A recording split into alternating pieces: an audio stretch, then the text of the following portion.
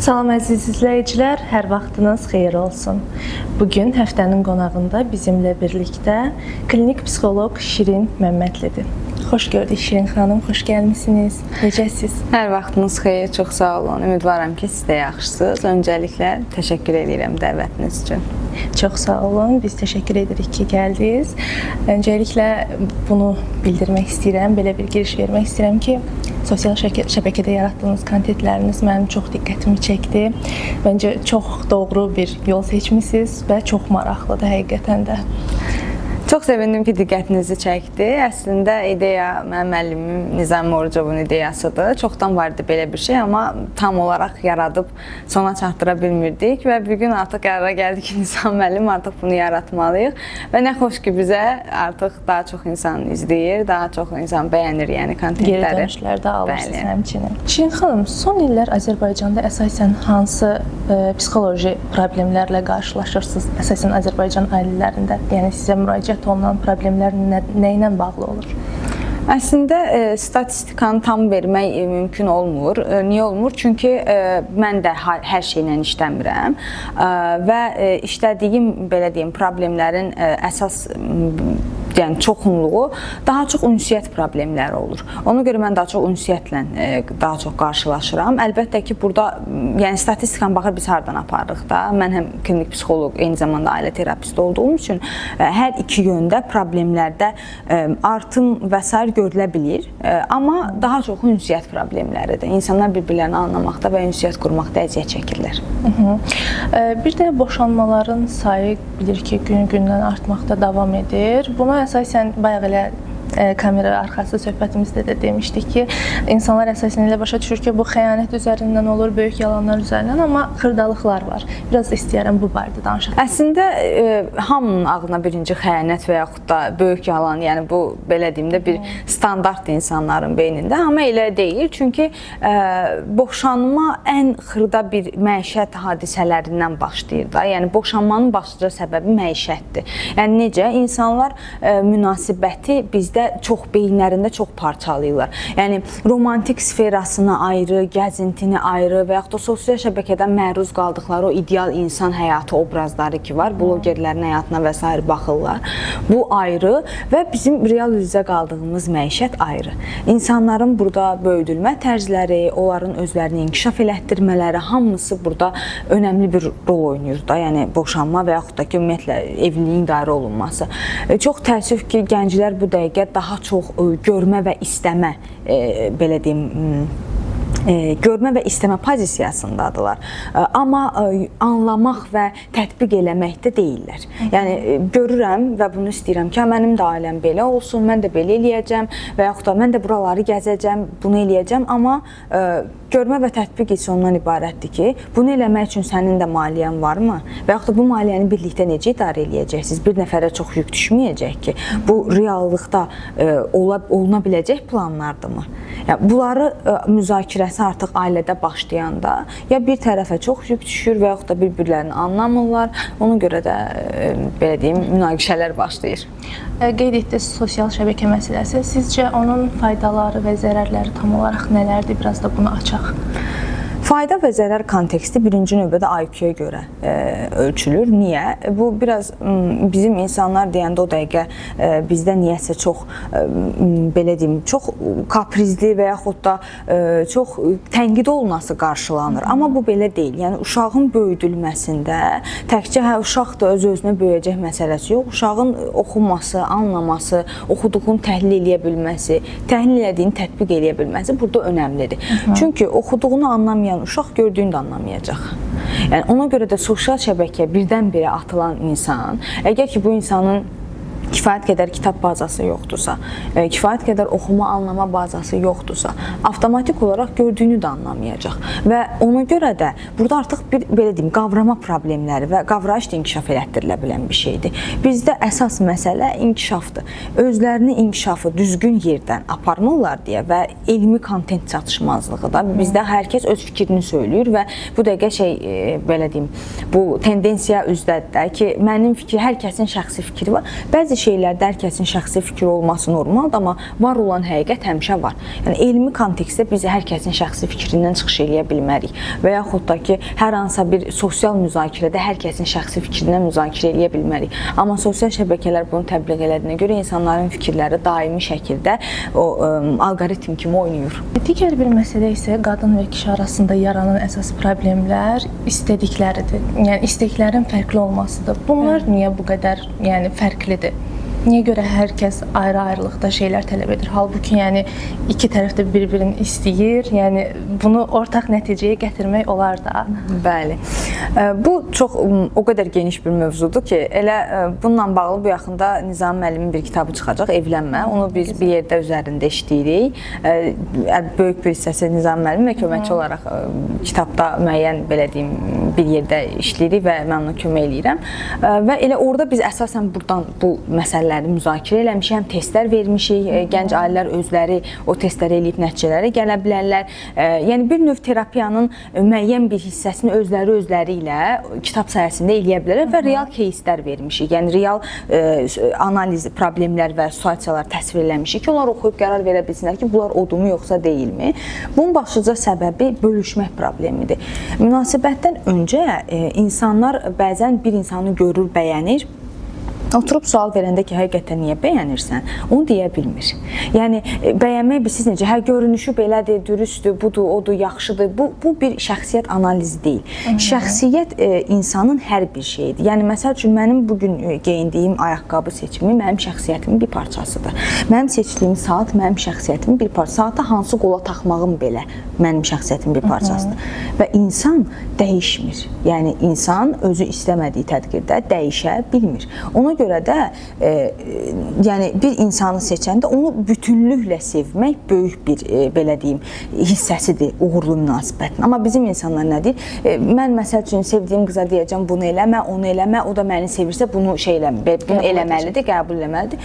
Xanım da deyir ki, mən o bəyə deyəcəm ki, belə olsun, mən bunu istəyirəm, o da bunu qəbul eləməlidir. Amma elə olmur. Yəni insan müvəqqəti qəbul edir. Müvəqqətdən sonra bir gün artıq hormonlar daha aşağı səviyyəyə düşür, insan müəyyən yaşa gəlir və deyirsən ki, mən bu həyatın içində neynirəm. Burada artıq başlayır yalanlar, xəyanətlər və boşanmalar və böyüyür. Bəs münasibətdə sevgi ilə bağlılığı bir-birindən necə fərqləndirək? Sevgi və yəqin toksik bağlılığı nəzərdə tutdunuz burada. Yəni daha belə deyim, bu toksik bağlılıq hər bir insanın başına gələ biləcək bir hadisədir. Çünki bizim belə deyim də gəncliyin ilkin mərhələlərinə çatanda ki seçimlərimiz bizim öz real seçimlərimiz olmur. Onlar daha çox bizim öyrəşdiyimiz modellər, həyat ora qədər hansı travmalarla gəlmişiksə, biz onları təkrarlaya biləcəyimiz və özümüz üçün rahat mühiti tapa biləcəyimiz insanları tapırıq. Məsələn, isterik ata-ana varsa, bizlə duyğu sömürüsü eləyən insan tapırıq. Və yaxud da bir egoist ata-ana ilə böyümüşüksə, bizə eyni münasibəti göstərəcək insanları axtarmalıdır. Çünki beyin onun üçün gördüyü, belə deyim də, o insan yaşamağa ata-anasına baxır və ətrafına baxır, öyrənir. Gördüyünü seçirsən. Ki, hə, bunu bilirəm, bu oyunu bilirəm, bunu oynayacağam. Çünki artıq bir şey yoxdur da, orada sənin üçün təhlükə, sən elə bilirsən ki, təhlükə yoxdur. Çünki zaten o təhlükələrdə olmuşsan. Ona görə onları insan keçə bilməyəndə, özünü inkişaf dediyim şey əslində budur. Ki, yəni özünü olduğu kimi qəbul edəndə əslində psixologiya onu demir ki, hə, mən möhtəşəməm, məndən yoxdur, tək ömrümün axırına kimi yaşayım, hamını acılayım, hamını həyatımdan çıxardım. Yox, bu sadəcə yeni tendensiyadır. Ki, bəzi dırnaq arası mütəxəssislər insanlara səhv çatdırması nəticəsində insanlar bunu belə anlayırlar. Amma o deməkdir ki, öz travmalarını qəbul elə ki, sən başa düşə biləsən ki, sən niyə bu tip insanlara bağlanırsan və yaxud da sən bağlısanmı, yoxsa sevirsənmi? Yəni, nədir səni bu insanda saxlayan əsas səbəb? Bunu bilə biləsən. Bunu biləndə sən artıq daha sağlam münasibətə addım ata bilirsən. Yəni, bir çox insanı sevir də, insan hətta bir dənə adam olmur ki, səni sevirlər, nəsə təklif edir, sən dəyərləndirirsən, düzdürmü? Və bu dəyərləndirməni düzgün aparmaq üçün sən birinci özünü dəyərləndirə bilməlisən. Yəni artıq özünün kim olduğunu biləndə qarşındakından da nə istədiyini bilirsən. Və bu belə olduğu üçün biz burada artıq ayıra bilirik ki, sən bu insanı sevirsənmi, yoxsa sən bu insana nələrəsə görə bağlısanmı? Yəni nədir səndə onu saxlayan səbəb? Artıq o ayrılanda insan başa düşə bilir ki, nədir sevgi, nədir zəhərli bağlılıq. Münasibətin içində insanın emosional manipulyasiyaya məruz qaldığını bəs necə müəyyən edə bilərik? Emosional manipulyasiyaya məruz qaldığını bilmək üçün insan birinci növbədə şəxsi sərhəd anlayışını formalaşdırmalıdır. Yəni bu Azərbaycan cəmiyyətinə biraz çətin olur. Çünki Azərbaycanlılar çox emosional böyüdürdüyü üçün, yəni biz biraz o cəmiyyətin fikri, o nə deyər, bu nə deyər, bizi biraz fərqli çatdırırlar. Və bizdə həmişə sənə hər hansısa bir pislik eləyən insan rahat şəkildə səni özünü müdafiə eləyə bilir. Çünki bu bizim belə deyim də, nə deyirlər? Məsəl üçün adi xəbər oxuyuruq da. Bir cəmiyyətin düşüncəsini bilmək üçün xəbərləri girin xəbərlərə və altındakı rəyləri oxuyun. Adam öldürülüb, adam şiddətə məruz qalıb və altdakı rəylər belədir. Bir tərəfli yanaşmayın. Birinci bir bilmək lazımdır ki, nə baş verib ki, məsələn, yoldaşı xanımını ölümünə döyüb. Bir insan ölümünə döyülüb. Yəni burada söz bitdi. Yəni artıq bitdi. Bundan sonrasını biz maraqlı deyil. Yəni bu müharibə şəraiti deyil. Biz hər hansısa bir belə deyim də, bu insan xüsusi təyinatlı falan deyil. Bu döyüşçü deyil. Bu adam normal insandır və həyat yaşayır. Və bu nə baş verə bilər ki, sən birini ölümünə döyə biləsən? Yəni, nə olur olsun, əlbəttə ki, sən çıxıb getməlisən. Çıxıb gedə bilərsən, ayrıla bilərsən. Sənin seçimlərin budur. Uzaq başı emosional olaraq özünü müdafiə edə bilərsən, əsəbləşdin, qışqırdın, bağırdın, özünü ifadə elədin, ağladın, все bitdi. Amma ölümünə döymək, plan qurmaq, birini bıçaqlamaq, birinə fiziki zərər yetirmək, yəni bu real deyil və insanlar necə savunurlar, necə müdafiə edirlər? Qazandırmaq isə ən böyük problemdir. Bəli. Və yaxud da qaynana gəlində belə, hətta ailə yoldaş olmasın, ailə içərisində rəylərə baxın, nələr yazırlar. Hə, məsələn, gəlini itəliyibdir, bir baxın görün o qaynanaya nələr elirdi ki, onu pləkandan itəliyib. Pləkandan itələnib bir adam. Yəni nə ola bilər ki, sən oynanıb. Bəli. Yəni bu insan potensial cinayətkardır. Sən birisini rahatlıqla döyə, rahatlıqla pləkandan itələyə bilirsənsə, sən bunu hamı eləyəcəksən. Yəni ona görə də o təfəkkürlə yanaşırlar deyə insanlar manipulyasiyaya da rahat. Çünki biz özümüz imkan yaradırıq. Biz elə böyüdülürük və insanlarımızı elə ötürürük ki, qoyun kimsə sizi manipulyasiya eləsin. Amma manipulyasiyanın birinci sərhəddə odur ki, sən fikir versən ki, burada haqsızlıq var. Haqsızlığı bilmək birbaşa yenə qavrayış, yenə təfəkkür məsələsidir. Yəni sən görməlisən ki, sənin sərhədin burada qurtarır. Yəni sən mənim verdiyim reaksiyaya görə qınaya bilməzsən. Və yaxud da nəysə bir şey baş verib, sən mənə daha artıqını eləyirsənsə, bu sənə haqq qazandırmır. Bunları ayırd eləmək üçün uşaq vaxtından insanlar hər kəsin sərhəd saxlamalıdır. O bizi harda başlayır? Uşağa kim söhbət istəyir qonaq gələndə? Uşaq istəmir və nə deyirlər? Bax, xala ağladı. Bax, xala küsdü. Manipulyasiyanın başı buradan başlayır. İstəmir o onu öpsün, yəni küssün, okey. Yəni bu uşağın orada özünü necə hiss eləməsindən daha önəmli bir şey deyil.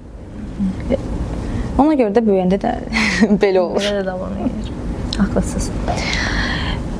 Elə qaynana gəlin məsələsinə toxundunuz, elə buradan davam edək. Müasir gəlin, ənənəvi gəlin məsələsi. Biraz da bunu açaq, bu barədə danışaq.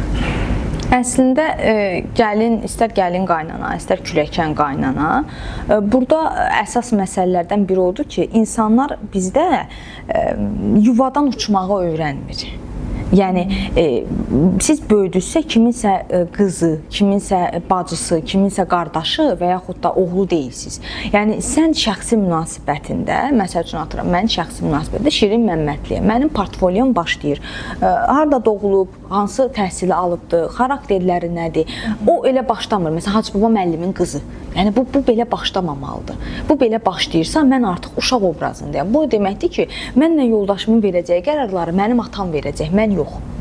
Və yaxud da məsələn bir oğlan obrazı, məsəl üçün də Ramil. Ramil Südabə xalanın oğlu olaraq bizim qarşımızdadırsa, bizim həyatımızı Südabə xala yaşayacaq, biz yox. Amma Südabə xala öz həyatını yaşamalı idi, bizim həyatımızı yox. Çünki niyə? İstənilən insanın bir münasibətdəki birinci tələbatı nədir? Maslow'un tələbatlar iyerarxiyası var da psixologiyada. Ən birinci, hələ piramidanın üstünə falan gəlmir də, ən altdakı tələbatlar fiziki və həyatda qalma ilə bağlıdır. Orada aid olma və aid edilmə tələbatları var. Yəni nədir? Mən hiss edirəm ki, bu insana aidəm və o da hiss edir ki, mənə aiddir və ailə yaranır. Çünki bizim sonrakı ailəmizi biz yaradırıq. Ata-anadan uca qopuruq.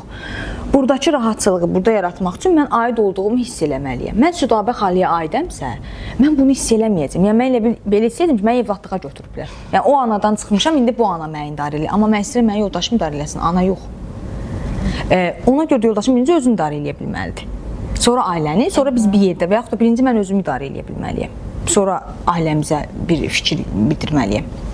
Ona görə birinci valideynlərdən qorxmalıyıq ki, biz o əslində müasir gəlin anlayışı, müasir qayna yoxdur. Əvvəl insanlar öz yaşamadıkları həyatları uşaqlarında yaşadırdılar və bundan mutluydular. Niyə? Çünki qadın yoldaşı ona xəyanət eləyib, yoldaşından hər hansısa bir travmalar alıb, onu oğlunun ailəsinə yansıdır. Niyə? Amma oğluna tutunurdu. Sən oğluna həyat yoldaşın kimi tutuna bilməzsən.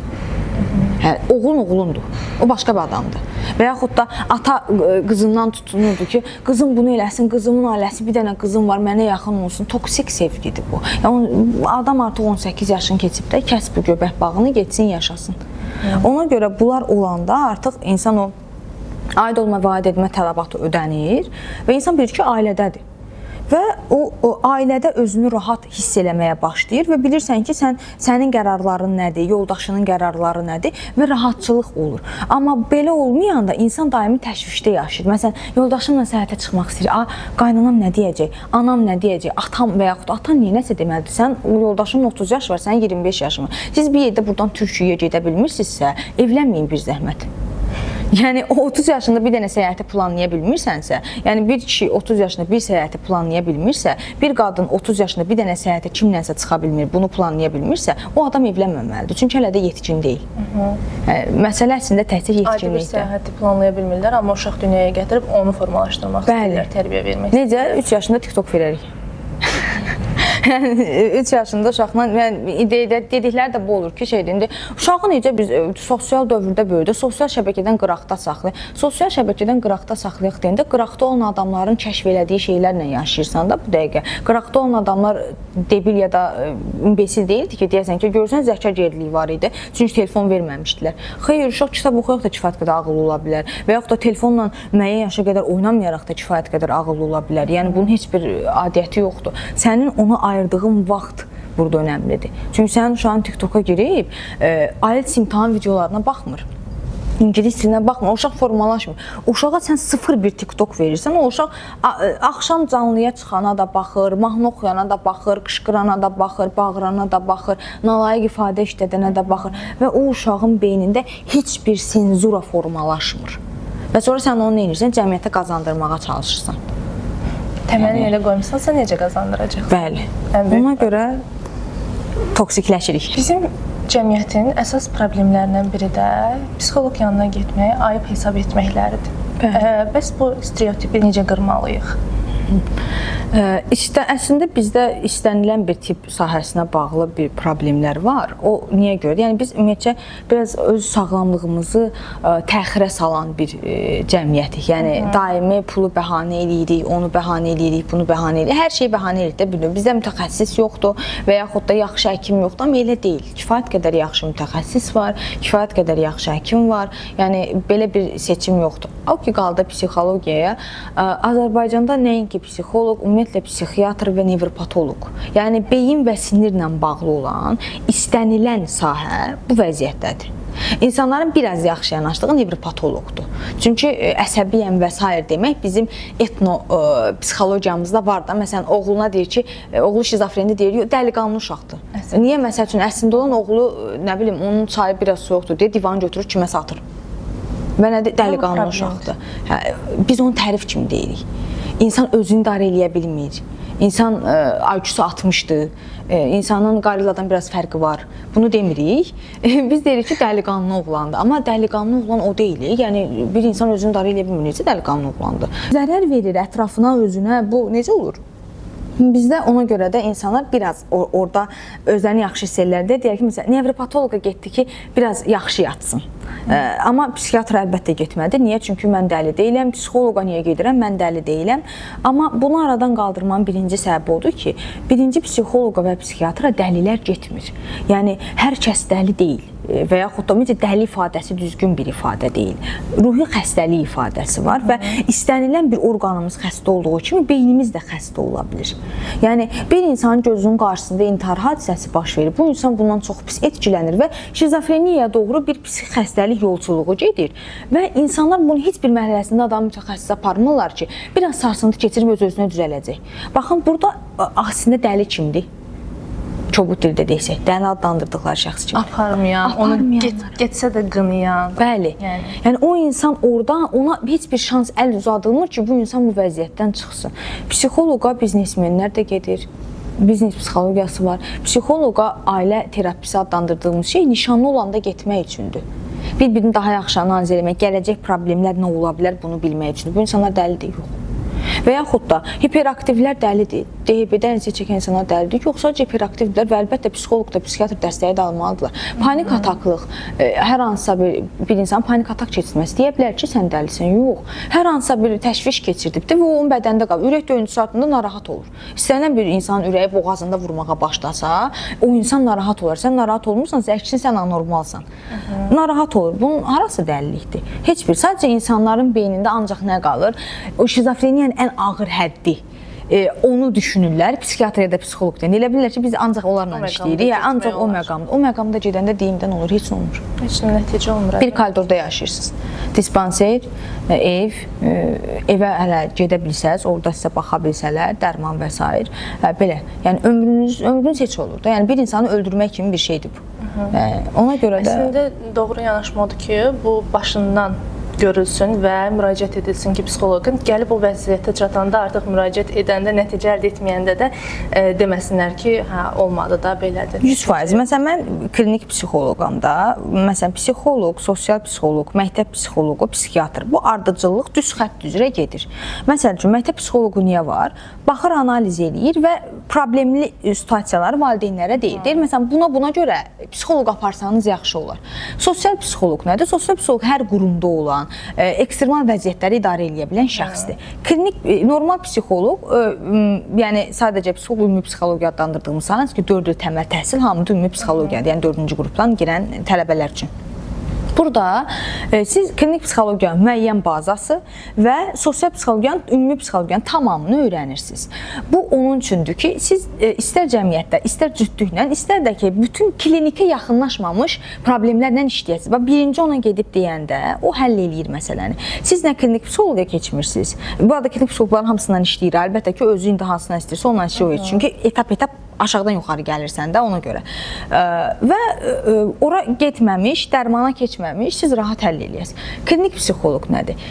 Siz dərmanda ata bilərsiniz, terapiya da qəbul edə bilərsiniz. Biz birinci terapiyadan başlayırıq. Terapiya ilə sağalırsınızsa istəmirik ki, dərmanla qaraciyərinizi və bədəninizi yorasınız. Bir növ məcburdur ki, özünüz öz üzərinizdə işləyin. Yəni, insan dilləri, psixoloq söhbət elədi, xeyr, terapiya söhbət deyil. Terapiya hətta belə, məsələn, desələr ki, anladım da Şirin xanım, söhbət deyil nədir? Başa salına bilməyəcək qədər qəliz bir prosesdir, yəni böyük bir prosesdir. Bir terapiya 4 il öyrənilə bilən bir sürətdədir. Biz onu universitetdən ayrı alırıq, yəni universitetin içində deyil o. Əlavə verirsən, superviziya alırsan, yəni ödənişli şəkildə superviziya alırsan, eyni universitet dərsləri kimi. Gündə 2-3 saat ya onlayn, ya yəni gedirsən, supervizor sənə terapiyanın özünü öyrədir. Bununla biz başlayırıq pasientlə işləməyə, görürük ki, yaxşı nəticə və pasient, belə deyim, artıq seanslar belə məsafəsi uzanır. 2 ildən bir, 1 ildən bir gələrək özünü, belə deyim də, həmin o formatı refresh eləyir. Amma psixiatr məsələsi nədir? Bəzi problemlərin elə bir, belə deyim də, səviyyəsi var ki, orada artıq həm dərman, həm terapiya lazımdır. Dərman terapiya mütləq şəkildə bir yerdə aparılmalıdır. Bu biopsixososial modeldir. Bizdə nə qədər çox tətbiq oluna bilməsə də bu belədir. Burada sosial işçi olmalıdır, psixiatr olmalıdır, psixoloq olmalıdır. Üçü bir yerdə işləməlidir. Və artıq bir yerdə işlənilir. Bizdə insanlar nə edir? Bizdə insanlar saxlayır problemi. Psixiatrdan da o tərəfə keçir. Artıq bu insan ancaq 50 olur. Niyə? Psix xəstələrə 50 deyirlər. 2-ci qrup 50-lik verilir, pensiya verilir. Niyə?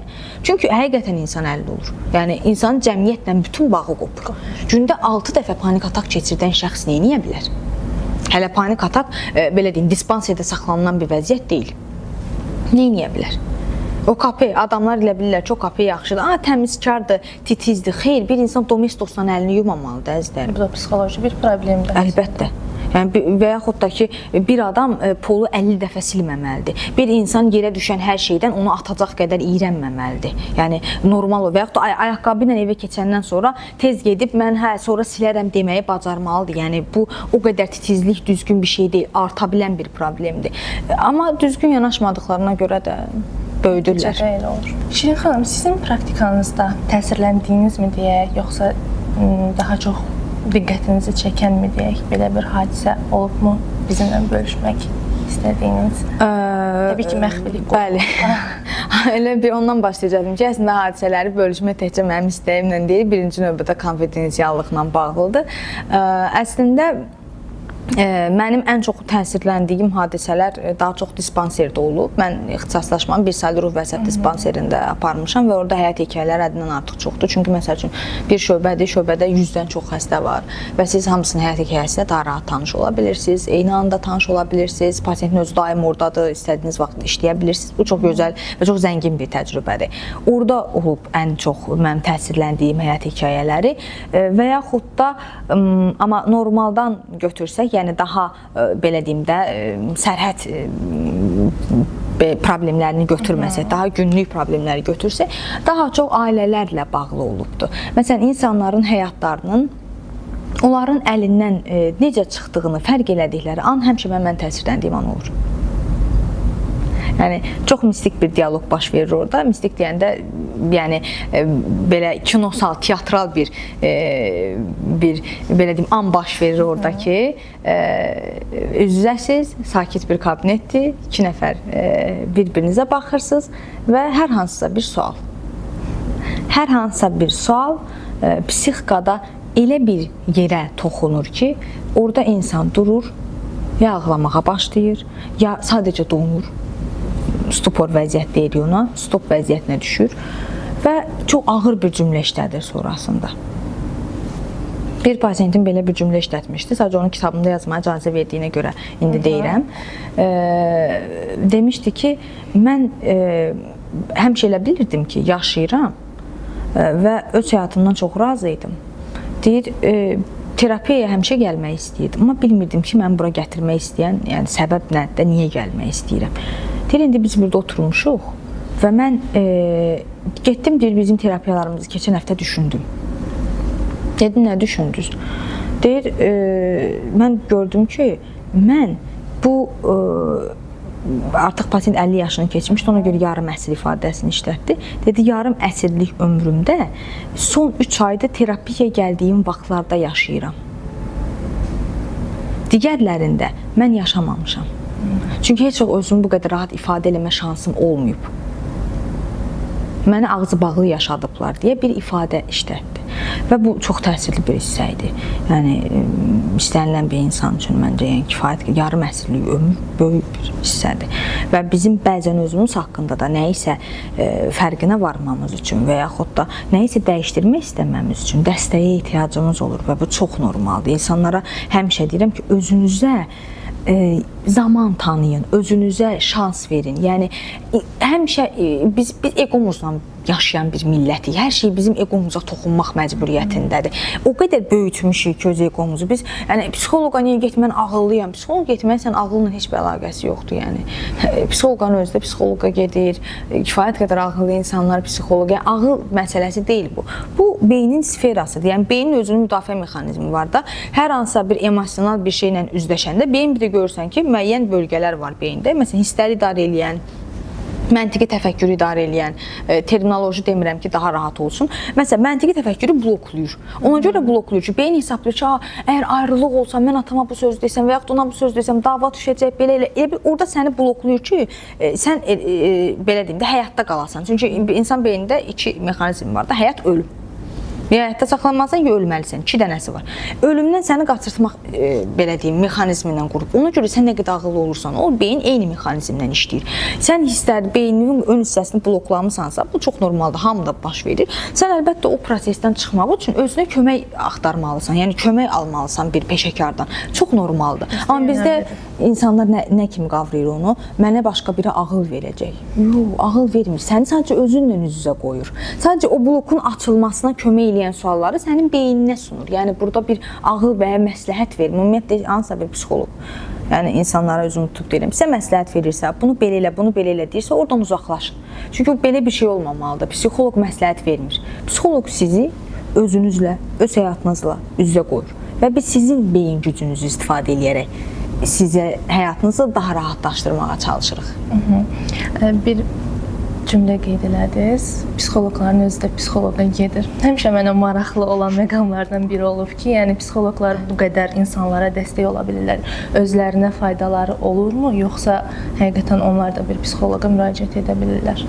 Müraciət edə bilirlər. Niyə edirlər? Məsəl üçün, mənim özüm psixoloqam, klinik psixoloqam. Mən kombinativ DHB-yəm. Diqqət təhsili və hiperaktiv pozuntu. Bu, yəni uşaq vaxtından görsənə bilən bir şeydir ki, bu insan daha hiperaktivdir, beyində eyni anda müxtəlif pəncərələr açılır, yəni eyni anda bir neçə şeyi eləyə bilmə və yaxud da və bunun üçün mən əlbəttə psixiatra da gedirəm, psixoloqa da getmişəm, hamısını öz üzərində yəni işləmişəm, çünki mən fərqlənməklə bitirmişəm.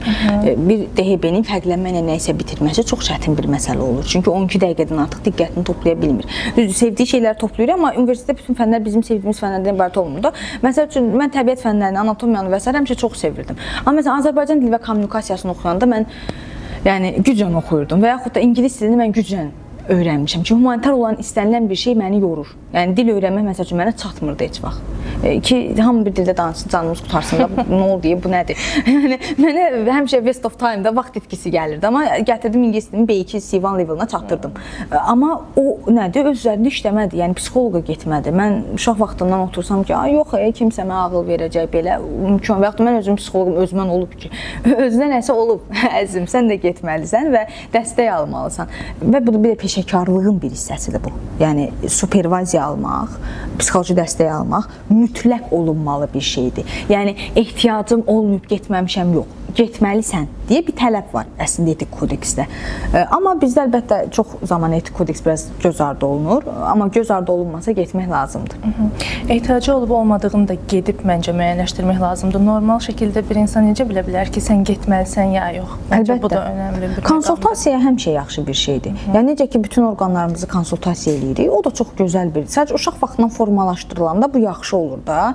Məsəl üçün mən həmişə deyirəm ki, məktəb psixoloqları indi bizdə daha çox klinik psixoloq olmağa çalışır, amma məktəb psixoloqu o qədər ehtiyacı olunan bir hissədir ki, niyə? Biz məsəl üçün insan durduq yerdə qərara gəlmir də. Yəni indi səmimi olaq da, oturub məsəl üçün bir gün coffee shopda 26 yaşında bir insan demir ki, niyə edeyim bu gün gedim psixoloqa. Yəni belə bir şey olmur da. Bu uşaq vaxtından necə ki gəlirlər və həkimlər otururlar məktəbdə, gəlirdilər, biri peyvənd vururdu, o birisi məsəl üçün gözümüzdə problem olub-olmadığını soruşur. Onların içində bir dənə psixiatr və psixoloq da olsa, onlara həmin gün ayrı otaq verilsə, uşaqlarla seans olunmasına, danışılmasına şərait yaradılsa, insan artıq 18 yaşına kimi məktəbdə 5 dəfə müayinədən keçsə, 18 yaş yekun müayinəsində də həm psixoloq, həm psixiatrın qəbulundan keçsə, artıq insan özü haqqında bir fikri olacaq. Yəni daha rahat olacaq da bunu. Amma indi əlbəttə insan özünü inkişaf elətdirməlidir, amma səmimi olduqda özünün birdən-birə durub psixoloqa getmə cəhdi faizi 30%-in altındadır. Ona görə də əslində bu təşkil olunsa daha yaxşı olar. Aydındır.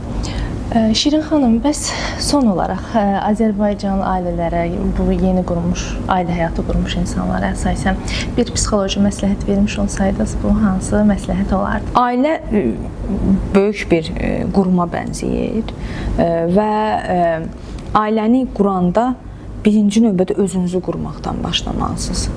İnsanın ailə qurana qədər öz dəyərləri, öz şəxsiyyəti, öz həyatı, öz maraqları oturuşmuş olmalıdır. Yəni təklikdən sıxılıram, evlənim. Həyatıma maraq qatmaq üçün evlənim. Məsələn, planlarımın hamısını saxlamışam, evləndə yoldaşımla eləyərəm. Bu düşüncələrlə evlənəndə mütləq şəkildə hüsran oluyacaqsınız. Çünki ailə faiz etibarilə belə deyim, bir qab götürürük və ora su tökürük də. Təsəvvür edin ki, sizin heç bir suyunuz yoxdur və amma düşüncənizdə bir su var. Düşünürsünüz ki, məsəl üçün mən beləyəm, rəqslə məşğulam, idmanla məşğulam, amma heç birinizə məşğul deyilsiniz. Düşünürsünüz ki, bir yerdə eləyərsiniz, bir aktivitetdə beyninizdə planlamışsınız, atmışsınız, qab nə vaxtsa eləyəcəksiniz. Bir də bir insan var, indi onun da məsəl üçün bu qədər suyu var və burada bir qabımız var. O gəl öz suyu tökdü belə qabın içinə, bu qədər oldu. Siz də belə 1-2 damcı tökdünüz, bu qədər oldu. Əlinizdə bu qədər qab var, sizin planınız bura qədər doldurmaq idi və bu qədər su var. Bununla biz nə qədər xoşbəxt və yaxud da istədiyimizi eləmiş ola biləcəyik? Heç nə qədər.